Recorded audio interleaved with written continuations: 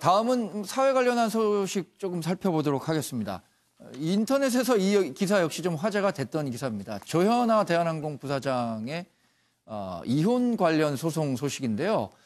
땅콩 회항 이후에 상습적으로 남편을 폭행했다 해서 남편이 고소를 했고, 반대로 또 한국일보 13면을 보면 조현아 부사장이 아이들 밥 빨리 안 먹는다고 수저를 던지면서 폭언을 했다, 이런 그 주장이 실려갖고 두 사람의 사실 이혼 소송과 관련한 내용인데 뭐 진실이 뭔지는 두 사람만이 정확히 잘 알겠죠. 그래서 이게 이 이혼 소송 과정에서 나오는 전형적인 남 탓 공방을 통해서 나의 뭐 귀책 사유를 줄인다거나 양육권을 가져가기 위한 어떤 고도의 뭐 법리적 접근 아니냐, 이렇게도 볼 수 있을 것 같아요. 조 변호사님은 혹시 이혼 관련 소송도 좀 하시죠? 네, 이혼 관련 소송 뭐 많이 하는데요. 뭐 일단 이혼 소송을 하게 되면 아까 말씀 주신 대로 남탓 공방이 제일 많이 이루어집니다. 네. 상대방에 대한 유책 사유를 주장을 하는 경우가 많고요. 이런 과정 속에서 재판부가 또 그렇다고 해서 다 받아들이는 것도 아닙니다. 재판부의 그 시각을 보면 두 사람이 두 가지의 소설을 써갖고 올 가능성이 있다라는 부분을 항상 생각을 하고 있거든요. 소설 써온다고 생각하나요? 예, 왜냐하면 그렇게 해야지 상대방을 나쁜 사람으로 만들어야지 나의 주장이 더 받아들여질 가능성이 높기 때문에 그렇게 주장을 합니다. 근데 이제 문제는 지금 조현아 전 부사장의 남편이 지금 고소를 한 부분은 특수장애하고 아동학대에 관련된 부분이거든요.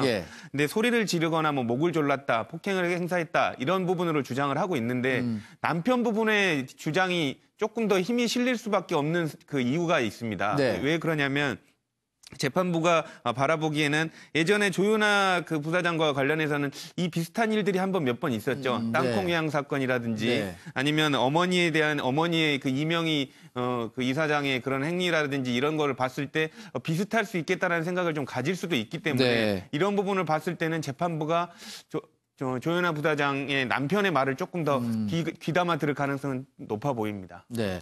사실 남녀 문제는 남녀 두 사람 외에는 뭐 그 깊은 속사정을 알기가 어렵잖아요. 남녀 관계에는 정말 우주 삼라만상이 그 안에 녹아 있다고 할 정도로 복잡한 과정인데 여기에 좀 우리가 관심이 가는 건 사회 지도층이라고 할 수 있잖아요. 이제 재벌가의 따님이고 또 부사장을 맡고 있었고 또 남편분도 의사 선생님이셨고, 그러니까 조금 더 관심이 가는데 이런 문제가 앞으로 좀 우리 사회면에 안 나오면 좋겠지만 뭐 사회가 계속 뭐 각박하고 변하다 보니까 이런 기사 접하지는 않을 수 없게 된 것 같아요, 상황이. 네, 뭐 사회 지도층이라도 똑같이 뭐 가정 생활이고 부부 관계는 더 똑같은 거죠. 제가 아는 어느 재벌 총수, 국내 국제 총수도 그 지금 이혼 소송 중이거든요.